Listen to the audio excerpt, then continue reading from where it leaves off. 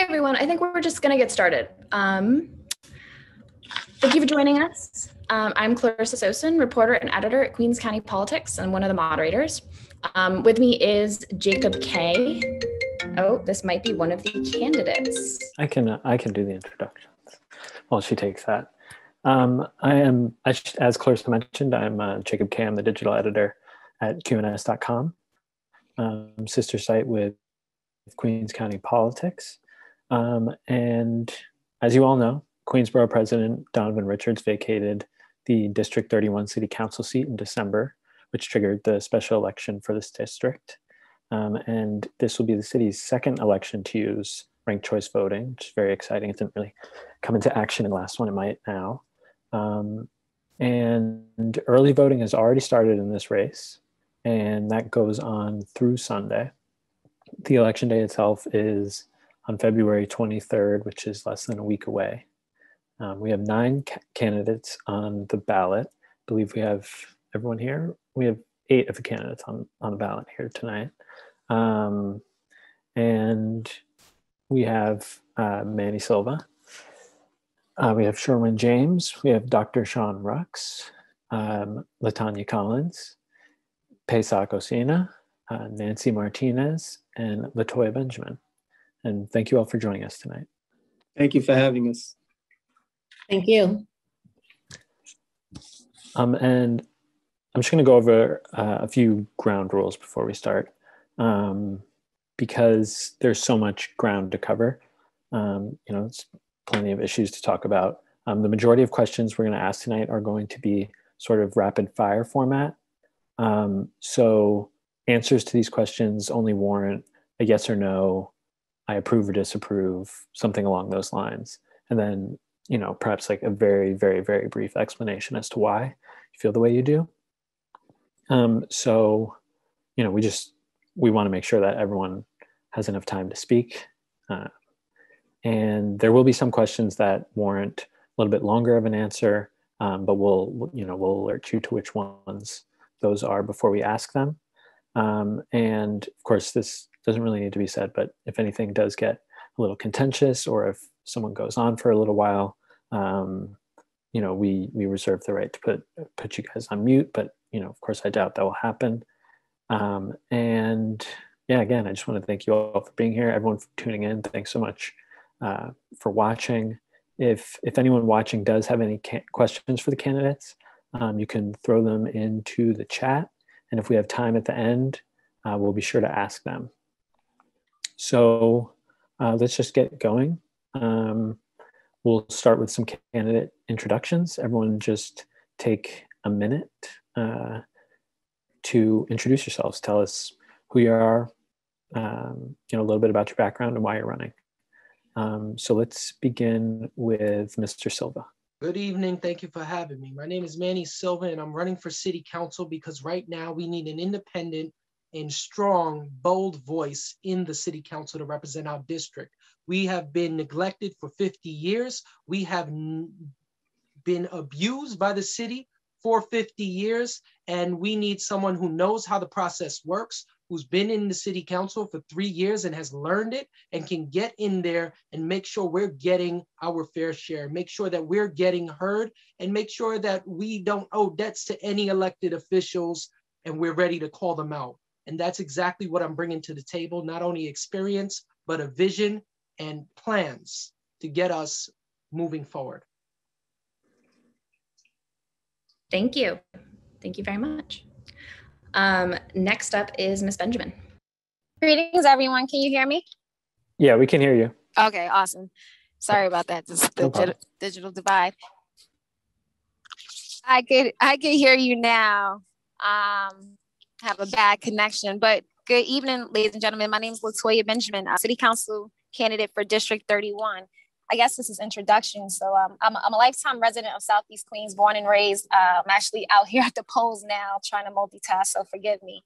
But I'm running for office because I think we need a change in energy in our political process. I have worked in local government here in Southeast Queens at both the state and federal level. And I have seen firsthand how we can organize our issues into our political conversations. Our district was the first place where the COVID pandemic broke out. And not only were we in a health pandemic, but it's also an economic crisis on the merge as Queens' unemployment rate continues to skyrocket. So I decided to step up in my leadership and to really move forward to change the direction on how our political decisions are being made here in our district. So I look forward, being the next city council person of this district to ensure that we have the resources that we need to move forward and to be sustainable through this recovery. Thank you. Thank you. And next is Ms. Collins. Hi, thank you. Thank you for having me and putting together this forum. I am happy to be here. So I am LaTanya Collins, candidate for City Council in the 31st District. And I am running in this race because we need a true advocate. We need someone with courage and with a deep commitment to change. We need someone who is willing to push for a change, someone who is ready to move away from the status quo and push to eliminate stagnation in District 31. My platform surrounds sustainability, environmental sustainability, sustainability as far as economics go, public health, and education. I've been an educator for 2 decades. And I know the families, I know the community intimately. I know the needs, the wants, and the desires for the 31st District. And it's time that we get what we deserve. Thank you. Thank you. Next is Mr. Rux. Good evening. Thank you so much for having us here. I'm Dr. Sean Rux. I'm an educational advocate. I've been pouring into New York City children for decades. I've served as a teacher, a dean, an assistant principal, and deputy superintendent. And my experience working with young people over the past 20 years has revealed to me the failure of government. And our government has failed us. And I know a government institution in need of a turnaround. As I've been charged with turning around low performing schools, that's exactly what I want to do for District 31. And to be honest, we can't expect folks who have worked for the same old leaders to do more at this time. I'm here to turn around District 31. I've done it as a teacher. I've done it as a principal, deputy superintendent. I want to do it as a city councilman of District 31. And I'm certain that collectively we can tackle the issues that are plaguing our district and collectively work together to minimize those districts. I'm going to fight for District 31 and fight as hard as I can to make the difference across the district. And Mr. Osina. Thank you, Clarissa and Jacob, for hosting this forum and for giving us, an opportunity to introduce myself. So in 1999, I moved to the Rockaways after marrying my wife and immediately jumped in to community activism, where I started to engage in community organizations and becoming an active board member of the Jewish Community Council of the Rockaway Peninsula, where I was able to work with the diverse community, organizations out there, create diverse groups to address some issues that we all face, including feeding the hungry, helping to ensure that our neediest children have some joy in the holiday times. Immediately following 9/11, I worked with Community Board 14 and established the first community emergency response team out in the Rockaways. My civic engagement immediately expanded into the political landscape, where I started to work on the numerous political campaigns and then worked in government, holding roles in the New York City Council, New York State Assembly, and most recently as Queens Borough Director in the Office of the City Controller. This last role allowed me to be an advocate for all the residents out in the entire borough, while focusing my efforts on the Rockaways in Southeast Queens. I'm sorry, I have to interrupt. Thank you. No problem. Miss Lee, you are next. Thank you so much for having me tonight. Sorry, I was late. I had little internet issues. So my name is Nicole Lee of District 31. I'm 39 years old. I've been living here for my whole life. I'm an entrepreneur for over 20 years, specializing in child, in beauty, and education, especially needs advocacy. My main focuses for running for this seat is to small business owners. During COVID, my consultant firm helped thousands of businesses obtain PPP and EIDL and grants. of the businesses in District 31 may not be able to open because of lack of funding. Another issue is special needs advocacy and inclusion for our 31st school district, financial literacy, coding, special needs inclusion and resources. Two more I would like to speak on in reference to housing, attainable and affordable housing, and how we can have access to that in our 31st district. That's another thing that we've been lacking on. And in reference, sorry. Sorry. Wait a minute. Thank you, though. Ms. Martinez. My name is Nancy Martinez. I am a single mother of two. I've been in 31st District for over 40 years. I've started a business in healthcare, a vocational training school, due to the fact that I've been in healthcare for 20 years.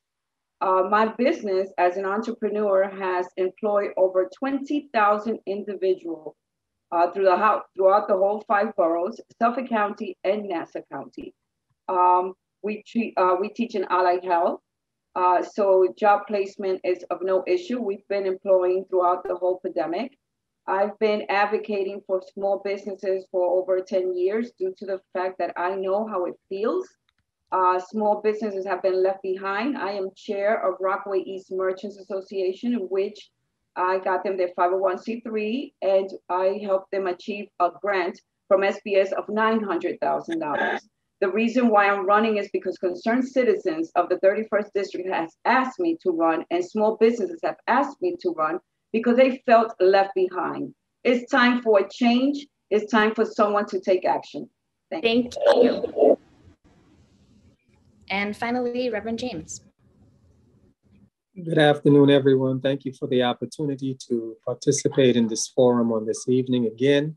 My name is Sherwin James. I am a long-term resident of Laurelton, Queens. I've lived in Laurelton along with my wife and 3 children for over 20 years. And quite frankly, for far too long, we've seen the same old politicians sending out leaflets, informing us that it took every Democrat within our district just to put up a street light. Something is wrong with that. If it takes all of that to get a street light, God help us all, we're all in trouble. All right. So, I decided to run because something has to change. We can't keep doing the same old thing and expecting different results. The reality of the matter is I've sought to be an advocate on education issues. I've sought to be an advocate on issues that represent or reflect the needs of working families within our district, and I continue to do so. I think I'm someone who understands government, having worked in New York City government in various capacities, ranging from the New York City Department of Education, the Mayor's Office of Operations. Thank you. That's 1 minute. Thank You're you very welcome. much. No problem. All right, so let's get into the questions. As I mentioned before, they're rapid fire questions, so very short answers, and we're gonna try to hold you to that. So the first question is, in your opinion, what is the single most important issue in your district? And we will go in reverse order. So let's begin with you, Reverend James. Thanks for asking that question. I've been asked that question a million times. The answer is there is no single most important issue in our district. The reality of the matter is in our district, everything is in crisis. Okay, thank you. And Ms. Martinez. Absolutely. Everything is in crisis in the 31st District, starting with health, starting with jobs, starting with small businesses, especially education. Thank you. Ms. Lee. I would say numerous answers, but I would start with the education crisis, the housing crisis, and the small business crisis. Thank you. And Mr. Osina. So thank you for your question. Again, I don't believe that there's one specific issue that really affects us all. Really, but if you need to pick one topic, I would think what we need to do is we need to create resilient communities. We have to be able to stand alone. We have to create communities where if something should happen, we don't need to rely on other people. We have to make sure that the resources are there for us, for all the communities to continue on their own. Thank you. Dr. Rux? The most pressing issue plaguing our district is flooding. Flooding. If the ground beneath us is not there, then there won't be any other issues for us to address, and no other issues will exist. So, flooding is life or death in Southeast Queens. Thank you. Ms. Collins?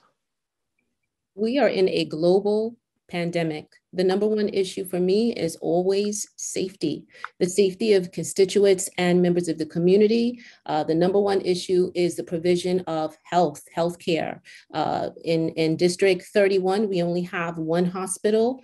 In Far Rockaway, we need more based on the amount of the population. So health. And Ms. Benjamin? I agree. It's definitely the COVID-19 recovery, which would include a lot of those industries my colleagues just mentioned. Thank you. And Mr. Silva? City investment in infrastructure. Thank you. And Ms. Brooks-Powers, we just went through 1-minute introductions.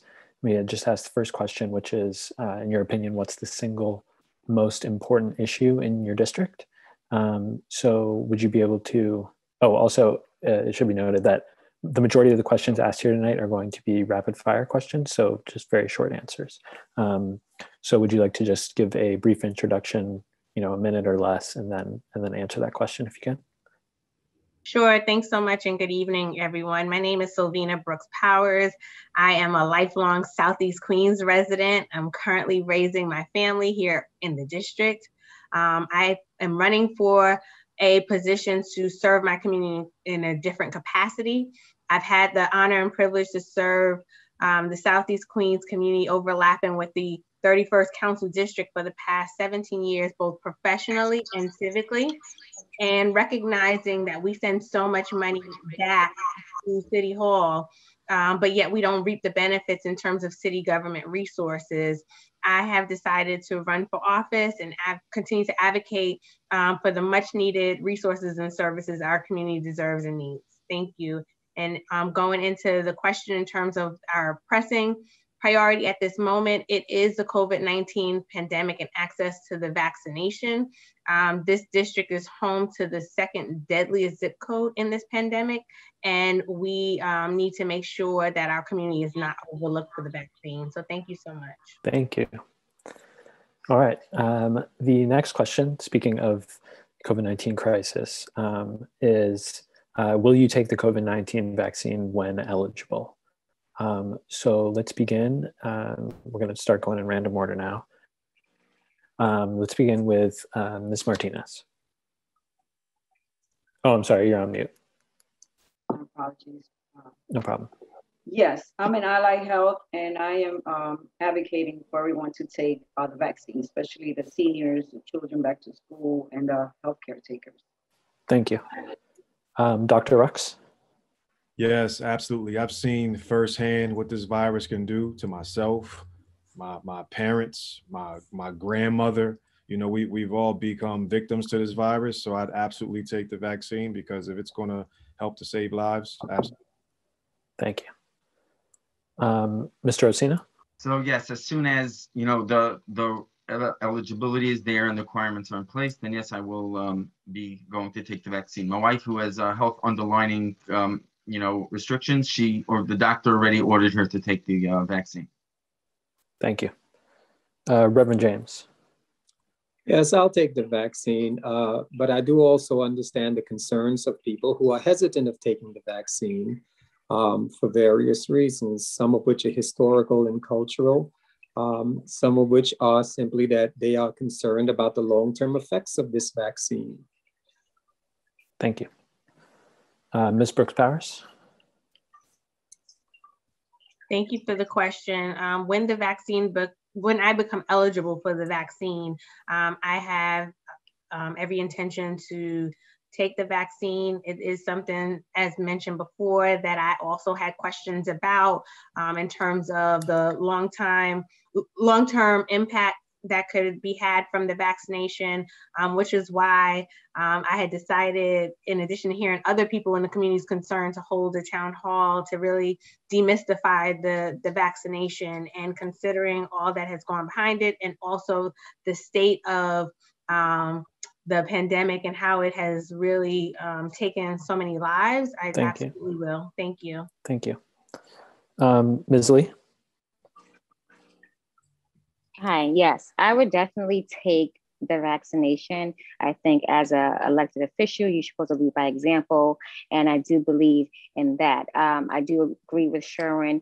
There are some concerns about the vaccination due to other history. When you have first come out with a vaccination, you have pros and cons. So it's kind of like a tester, but to lead by example, I would definitely take the vaccination.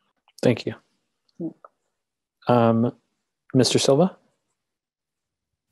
Yes, but not until after I fight to make sure every senior has access to it and every essential worker within our district has easy access to the vaccine. Thank you. Ms. Benjamin? The quick answer is yes. Once I'm eligible, we want to just make sure that, again, there are a lot of concerns about this vaccine. So, hopefully, as we continue to develop responses to fighting this pandemic, that, the vaccines, chance of fighting off, the virus increases, and we can have, more facts about how, the vaccination is preventing the spread of this virus. Thank you. And Ms. Collins. District 31 we were hit the most with COVID-19. I think priority for the vaccine should definitely go to those who are most vulnerable. We've seen wonders with vaccinations, with the chicken pox, with polio. So once all of the essential workers and the eligible seniors are able to have their priority, I would definitely look into taking the vaccine. Thank you. Okay. Thank you all. I didn't miss anyone, right? No? Okay. The next question has to do with NYCHA and RAD. The question is, are you in favor of the Rental Assistance Demonstration Program, otherwise known as RAD, and the Permanent Affordability Commitment Together? And do you support the creation of the new Public Housing Trust in NYCHA's Blueprint for Change? So if you could try and keep that a very short answer, are you in support or are you not in support? And we can begin with let's say, Ms. Collins. I've spoken to a lot of community members who participate in the RAD in Ocean Bay Apartments, and I am in support with strict oversight. Thank you. And Mr. Silva. So I think the decision, we should have a moratorium on RAD. I am not in support of privatizing NYCHA, but I am in support of residents being able to make the determination for their development themselves. Thank you. Ms. Benjamin?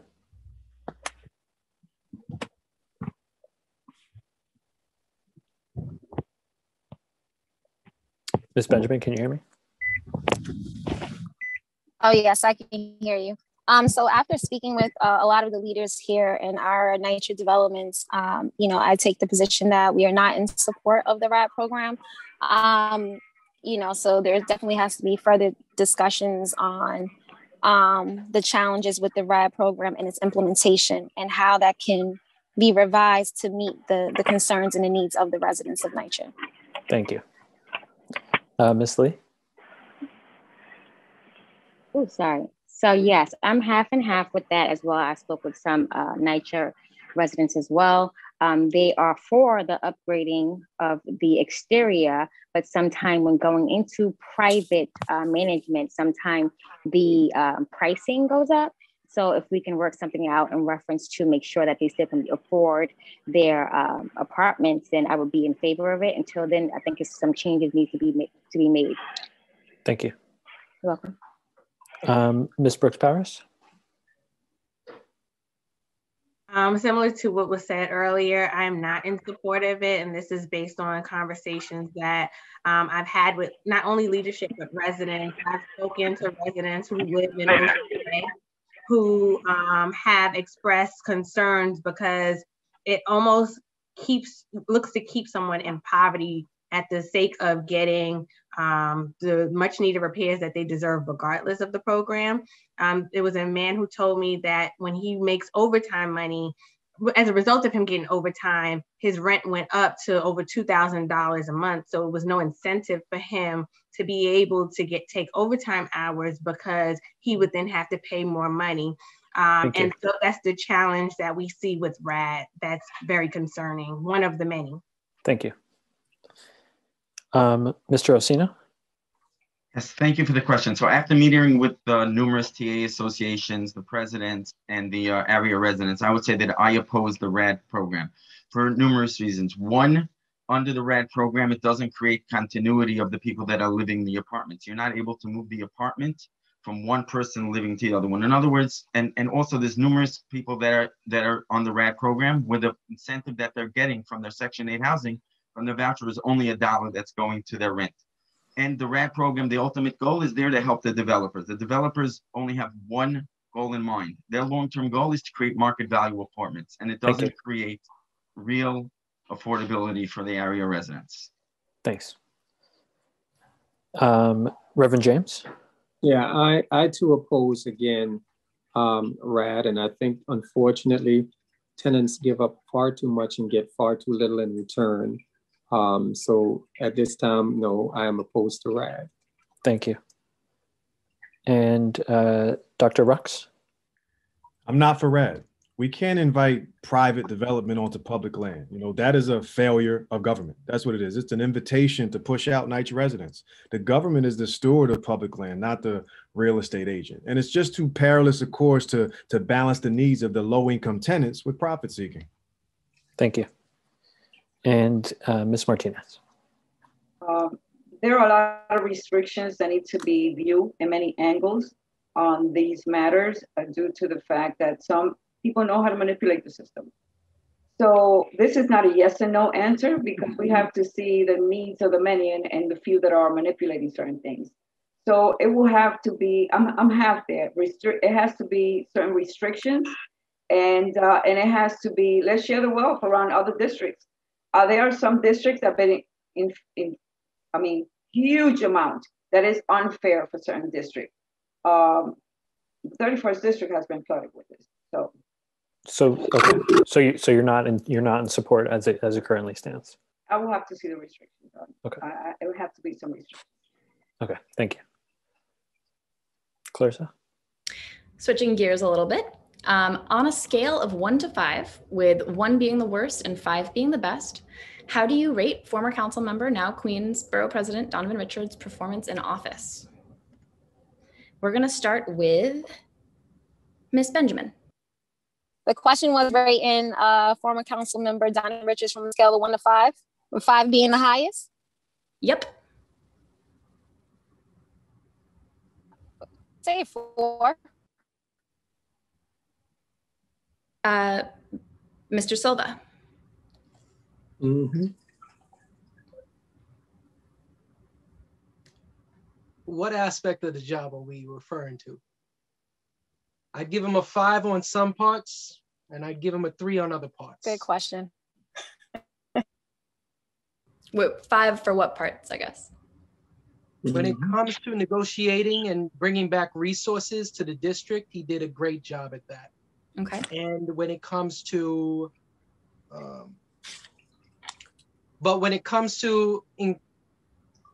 when it comes to bringing resources back to the district, he did a great job at that. Okay. Mr. Osina. So I think a number scale is really too objective. You know, he's really doing, a good job out there. So I would say he's about 3.5 to 4, maybe closer to the 4, a little bit up, Ms. Lee. I would say a 3. Reverend James. Hi, okay, so let me be very clear. I'm no fan. Long on promises, short on delivery. Okay. Do you have a number? No. Okay. Long on promises, short on delivery. Ms. Brooks Powers. I would say a 4. Ms. Collins. That's a very creative question, and thank you for that question. I am pleased that he has pushed along the much-awaited sewer project that we have been waiting on. So I'm happy about that. I was just hoping that we would have that taken care of a little bit sooner. He just started with this office, so I don't think it's fair to rate him at this point. You know, let's see a little bit more. Oh, I mean, as a council member.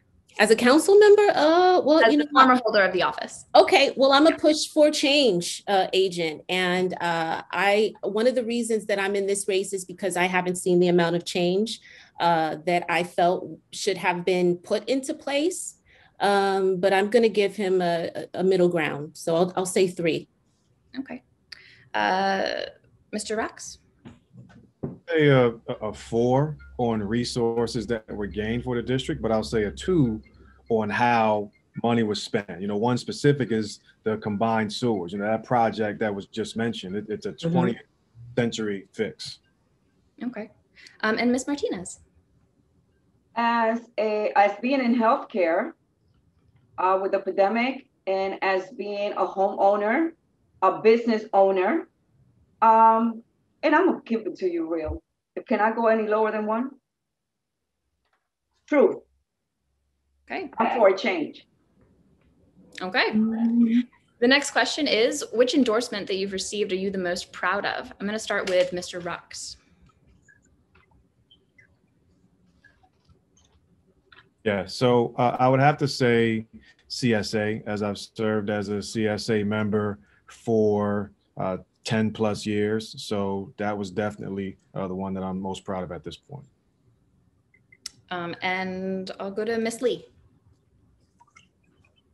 Well, I didn't get any endorsements per se, but I do have the endorsements of the people, and that's the one I'm most proud of. Ms. Benjamin.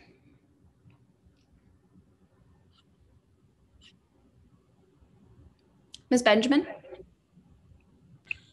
Yes, we received endorsements from the local merchants in our district, and I'm really proud of that because it speaks to the fact of the residents in the community who understands and is aware of my work ethic and my contribution to this district, especially now where businesses are on the brink of collapse throughout our district.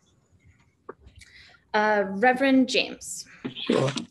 So I did receive the endorsement of the Rockaway Inwood Ministerial Coalition, and that's a laudable endorsement. But I'm actually most proud that I haven't received the endorsement of what I call the ongoing problematic elected officials within the Southeast Queens community. I'm most proud of having not received their endorsement, and I thank them for that. Ms. Collins. I have taught civics for many years in the district, and I'm most proud to have been endorsed by many of my seniors who graduated and are registered now to vote. So I'm proud of their endorsement and the endorsement of the community. Mr. Osina. So again, I got the, I appreciate that question. I got the endorsement of many community leaders, from Vishnu to Phil Wong, but I would say the one that I'm most proud of would be Dr. Edward Williams. Dr. Edward Williams.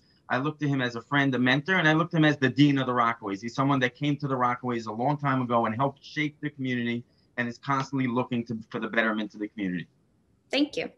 Ms. Brooks Powers. Well, the most important endorsement for me is the endorsement of the people in the community that can vote. So absolutely, that would be my #1 endorsement that I'm most proud of. Ms. Martinez? My most proud endorsement is my healthcare agencies, my home health aides, my Hispanic community that have been left behind for many decades here on the 31st District, and small businesses. I'm very proud of it. Okay, and Mr. Silva. So before I answer this question, I just want to make one thing clear.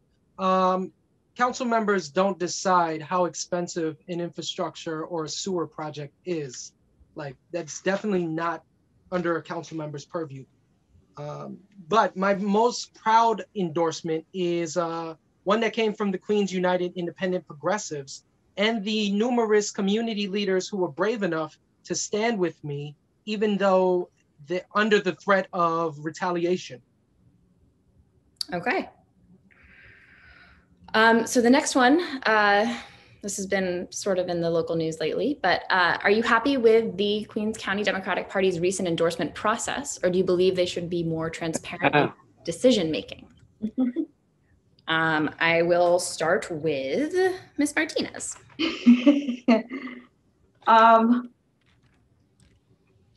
No, I don't think it's fair.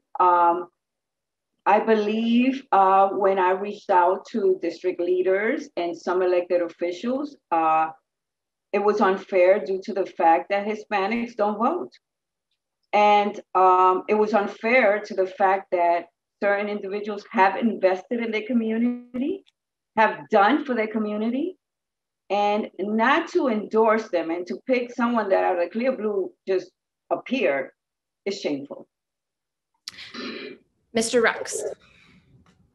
Yeah, I would say it just should really be, it should be more transparent though, and more open to members at large. But yes. Ms. Brooks Powers. I'm still myself learning the process, quite honestly. When I ran in 2013, I did not have the support and endorsement of the party.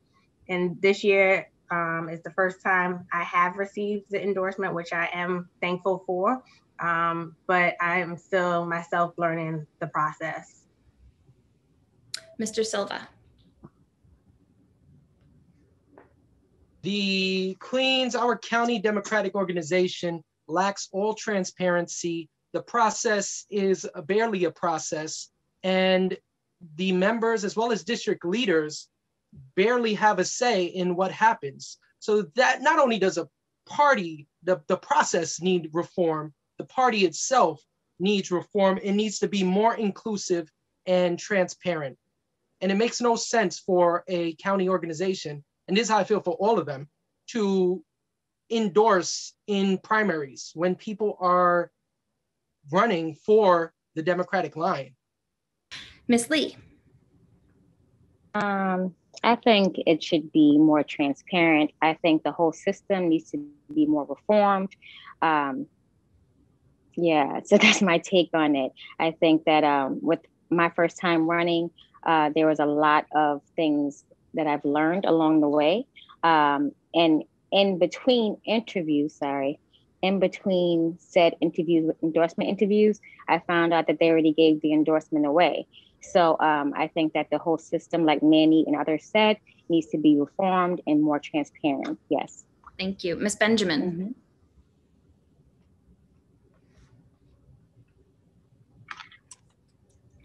Ms. Benjamin. Hi, sorry. So I would say that, I think that the process is pretty much the process. I think anything is really just about perhaps a change in culture, in terms of, county.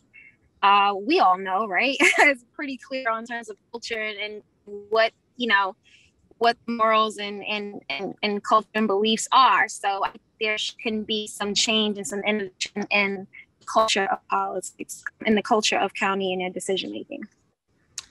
Reverend James. So as the only current sitting elected official on this panel who happens to be a district leader of the 29th Assembly District Part B, and as such has observed the process on a firsthand basis, I gotta honestly tell you that it lacks transparency. There is very little input from the community at large. It is absolutely anti-democratic and is in need of reform. And I honestly believe that the people who are going to reform it is the community, the people at large, the voters. And I certainly hope that they will send a message in this election to the county machine that enough is enough. Mr. Osina. So thank you again for the question. So there should always be transparency in any decision making. You know, the Democratic County Party is one independent body, and it's really not my job to question how an independent body comes to their decisions. But there should always be transparency in any decision making. And finally, Ms. Collins. Well, the candidate endorsed isn't even clear on the process. I think that's eye-opening, and that speaks to the lack of transparency on a deep level. And to clarify that statement, what I'm saying is in terms of being able to judge whether or not in terms of its transparency or not. So just to be clear.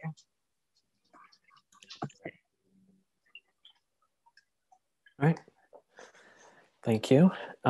So again, I'm just looking at the time, you know, we're running a little longer than possibly we want to. So if you could just keep this answer as short as you possibly can. So while in office, now Borough President Richard pushed for a new precinct in the district. It was put on the shelf this past summer, and instead the money was directed towards the building of a community center. So do you agree or disagree with this decision, or does the district need a new police precinct? Agree or disagree, or do we need a new police precinct in the district? And we'll begin with Ms. Brooks Powers. What I don't agree with is pitting one part of Southeast Queens community against the other part of the community. We have great needs across the greater Southeast Queens community, including spaces for our young people and including another precinct, considering that the 105th precinct is the 5th largest precinct in the city with some of the worst response times. But I don't agree with us trying to pit one part of our community against the other. Thank you. Ms. Lee? Yes, I agree with it. They've been fighting for that precinct for a while, especially while he was in office. So yes, I do agree with the second precinct that he's putting up. And yes, the resources had to be allocated to that other side as well. But for District 31, they needed that precinct. So yes, I'm in agreement with that. Thank you. Dr. Brooks? I have to agree that these two needs shouldn't be pitted against each other. You know, we're talking about a district that is much larger because it's spread out, you know, by geographic features like the ocean. I mean, we need both. Thank you. Mr. Silva. The mayor took $90 million from our community. We need those resources back. The community center you're referring to isn't even located in our district. It's not located even near. No young person can walk to that community center from our district or would want to. And so he didn't take 90 million from us and put it into a community center. He just took 90 million from us. And we need those resources back. We need those capital funds back. And there's a lot of work to do. Thank you. Ms. Collins? This is why we need a strong voice in the 31st district, because listening to a lot of the civic members, there was no say. The money was taken. The children, it was moved to a community center that was outside of the district. Our children could use a community center, whether it's on the mainland or whether it's in Far Rockaway. So again, this is why we need a strong voice in this district to stand up for these types of things so that we could get, just like the other candidate said, our funding back and it not be reallocated outside of our district. Give us our things. Thank you. Mr. Osina? So I am in agreement. I mean, every single civic within Community Board 13 sent out a letter stating that they wanted that this should have not been done. They should have had the resources there for the 116th precinct. But at the same time, more needs to be done to help bridge the youth, to help create a better mentality and a better collaboration between our youth and the NYPD. Thank you. Ms. Martinez? I don't see why we have to pick from both. The precinct has been needed there for so many years already, and the community definitely needs it, especially now with the crime rising. And our children need something else. So, I mean, isn't that why you're board president, so you could figure out things and figure out how we're going to get both? We shouldn't have to be deciding on this. Mm-hmm. And Reverend James? Yeah, thanks. Listen, Jacob and Clarissa, the reality is it's not just about the police precinct. Far too many arbitrary decisions have been made without the input of the Southeast Queens elected officials. And we need to really ask ourselves the question, why is that? Why is that we have all of these Queens elected officials, all of whom are Democrats, all of whom have been serving in this community for so long, and yet we can't seem to get one police precinct done? Something is wrong with that. I disagree with the decision of moving the funds from the precinct. We should have had the precinct. And quite frankly, I've said it before and I'll say it again. I had a resident who said to me, I've been fighting for this precinct for 40 years and I'm going to die fighting for this precinct. I felt sorry for that individual. If you got to die fighting for a precinct, once again, it tells how far we're really in trouble in District 31, and something's got to be done to change the trajectory. Thank you. And I apologize, Dr. Rex. Did you have a chance to answer that question? I did. Thank you. Thank you. Okay, moving on. As quick as you can. Oh, I don't think I answered. Oh, I'm sorry, Miss Benjamin. It's okay. I think it's extremely disrespectful for government to ignore the advocacy, the consistent advocacy of our district, to when the money was finally allocated to play political games to move those resources outside of our district. And it's also one of the reasons why I'm running for office, one, to educate our community on how to follow the process and to hold everyone accountable, but to also ensure that things like this don't happen again. There's no reason why we could not receive the funding for the precinct as originally planned, besides political games being played at the expense of our district. Thank you. So the next question is, what is your favorite small business in the district? One word if you can, or however long the name is. And we'll begin with Ms. Benjamin. What was the question? Sorry, a favorite small business in the district. A favorite small business? Mm-hmm. Okay, well, since I'm right here in the Rockaways, you got Beasties right here. So that's one. And then when you think about the mainland, there's so many. Thank you. There's so many. Let's do the one right next to Donovan's office, Sands. Thank you. Ms. Lee? Well, since I'm a business owner, I'm going to say myself. All right, my nonprofit, Drink to Self Size, I think is my favorite business. We bring resources to special needs families, adolescents, and adults. I could say I'm a foodie. So I like Goodies. They have great Caribbean food. So that would be my second choice. I have plenty others, but I'll keep it at that. Thank you. Yeah, sorry. And we're just, we're short on time. So if you could keep it to one business. That's fine. I kept it short. That's I would fine. appreciate it. Thank you. All right. Mr. Silva? Goodies. Thank you. Ms. Brooks Powers?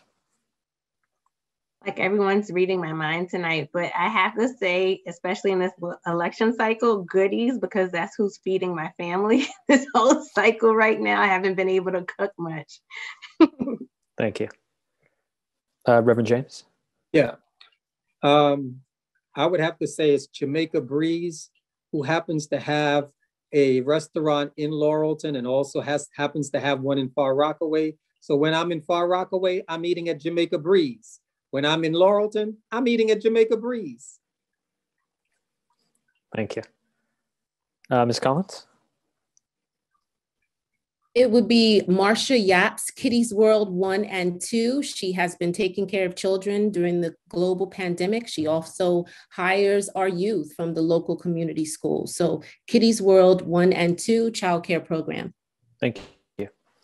Ms. Martinez?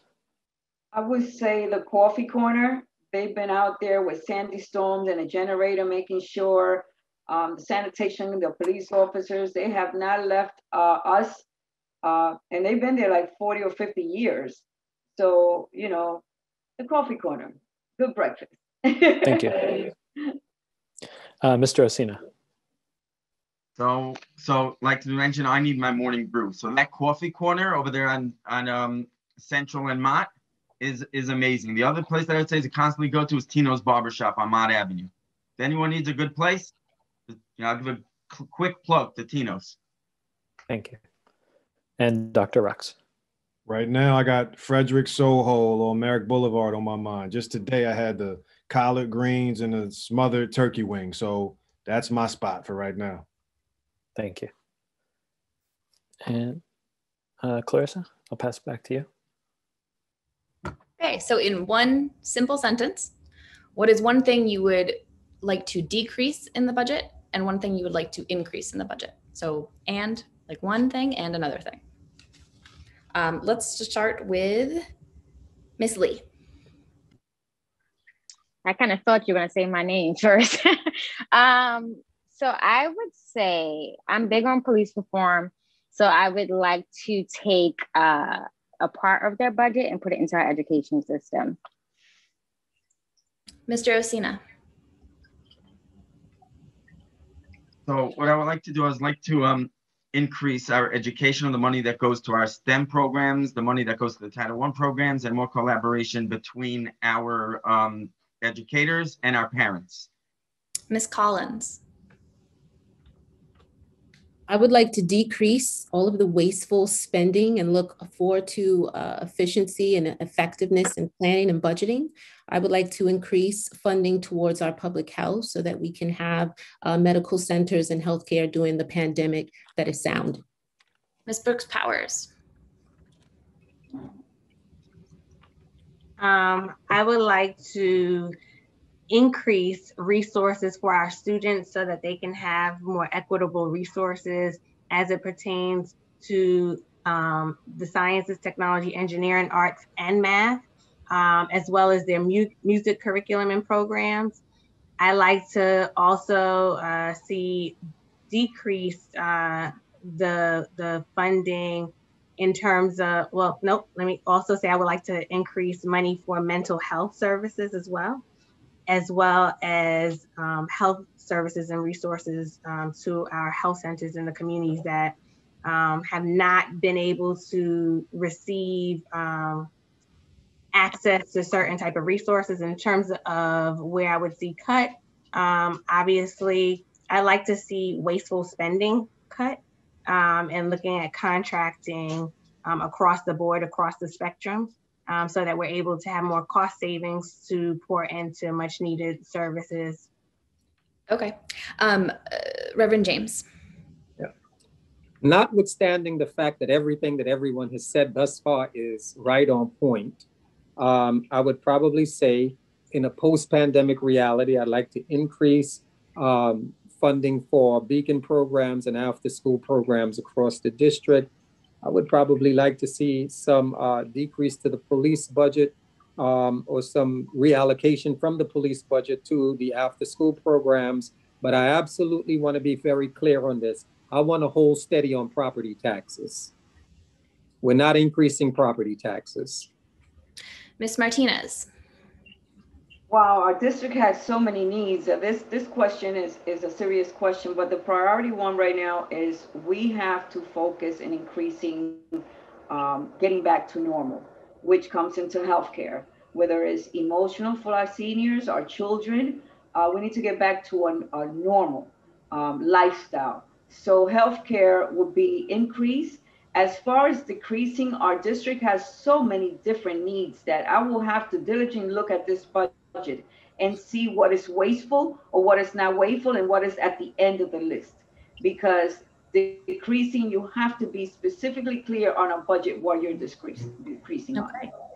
And Mr. Rex. Definitely want to decrease the police budget, more specifically in regarding to police in schools. We do not need police in schools. And I want to increase budgeting toward tertiary education options in the district, as well as youth mental health programs. Ms. Benjamin. Definitely would like to increase funding with all of our Title I programs, especially the Department of Education, particularly as the issue of innovative programming and the digital divide. And when I think of reallocation, of course, looking at wasteful spending is an option, but also what I've been thinking about lately talking to my team is also the Department of Transportation. Like, do we know where all of our money for tickets and parking violations go? I would like to see what that pot is being used and if we can redirect those funds to other things. Okay, and finally, Mr. Silva. I'd like to decrease police overtime, and I'd like to increase youth funding for jobs year-round, sanitation services, and making mental health services more accessible. And okay, so we have 2 more questions. They are both quick ones. Obviously, ranked choice voting, new, fun. Hopefully, maybe you guys will be the first election to have a runoff in the city. We'll see. But who are you ranking second on your ballot? Just give me a name. We are going to start with, let's do Miss Brooks Powers. I have not determined who I will be ranking as number 2 yet. Okay. Miss Benjamin. I have not made a final decision on my number 2. Uh-oh. Are we going to get a lot of these? I have a feeling we're going to get a lot of these. Mr. Rex. Undetermined. Uh-oh. Miss Martinez. I thought I had a decision on my number 2, but on the last debate, I changed my mind. So I'm undetermined. Mr. Silva. I hosted an entire press conference to go over so if anybody would like to know, they can go and watch the press conference. Do not read the stories written because they do not reflect what I was trying to do. Can you give us a name? It's in the press conference. Miss Collins. What a great question. I've been saying that each time that I hear it. And thank you for that question, but I am going to pass. Okay. Mr. Osina. I think that I'm still determining who will be the number 2 on my ballot. We haven't voted yet, and we're waiting for up to that time. Miss Lee. Oh, sorry. Yeah, so I've been approached by a couple of people. I am still undecided as well, but I think that everyone is a great option, the ones that I've been approached by. It just has to fit right, so I'm undecided as well. And Reverend James. I would hate to break the unanimity, if you will, of the group. So I'm going to go along with the group on this one. I'm going to take a pass. You guys make me doubt the experts that say that everybody campaigns together. And so, okay, last question. If you lose in this special election, will you run again in June? We're going to start with Mr. Osina. So I appreciate that question. And again, I think that we really have to see right now. My focus is on February 23rd and getting that win. We're running again for the community, and we just really have to right now focus on February 23rd. Ms. Collins. And thank you for that question again. I am putting it out there that once I win this election, I'm going to have to run again in June to make sure that I can stay in my seat. Reverend James. Yeah, you know, it's a difficult question, and I'll tell you why. I intend to win. So therefore, of course, I'm going to defend my seat. So yeah, you know, I got to figure out which of these wonderful people I'm going to select to probably work in the office and provide constituent services. Okay. Ms. Lee. Sure, when I work for no one, I've been an entrepreneur for over 20 years. I would not work for anybody else, but myself and the constituents of the District 31st. So other than that, I will definitely be winning this seat and continue to run again in June. So yeah, that's my answer for that. Ms. Brooks Powers. My focus right now is on February 23rd, making sure I pull out enough votes to win. And, you know, that's where my focus is at this time.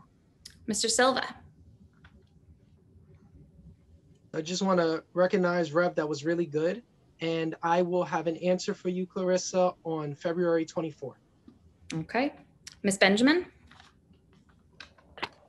Yeah, similar to everyone else, of course, I'm locked in on the 23rd, so I would definitely run again, as you know, if I'll already be in the seat. However, if for whatever reason I don't win, it depends on who does win. I would, you know, if they're someone that I'm in a line with in terms of our values and our vision, I would support them. Ms. Martinez. This is my first time running, and it has been an experience. It is a very good question. As a businesswoman who achieved many and overcome many obstacles, I will definitely give you that answer after I win this election. And Mr. Rux. Yes, I'm running in March. I'm going to be running in April. I'm going to be running in May, and I'm going to be on the ballot in June. I'm going to be on the ballot for the foreseeable future. February 23rd isn't an end date for me. It's just a start date. Okay. Thank you. For the sake of time, we're going to wrap up now, but you know, I really appreciate all you guys taking your time out tonight to speak with both Clarissa and I today, and everyone watching. You know, I know that there's a lot of important things to talk about, and you know, we had to synthesize things for the sake of time, but you know, I really appreciate you guys sharing your views with us. And again, thank you to everyone that tuned in today. Early voting for this race has already begun, and it closes on Sunday, February 21st. And yesterday actually was the last day to request an absentee ballot. So if you haven't already, you'll have to vote in person. And only around 700 people have voted early thus far, according to the city's Board of Elections. So be sure to head to the polls now and make your voice heard. And if you need more information on how to vote, when to vote, where to vote, you can go to QNS.com, you can go to queenscountypolitics.com, and you can go to vote.nyc, and you'll be able to find all that information there. So thank you again, everyone, and I hope everyone has a good evening. Yeah, thank you. Thank you.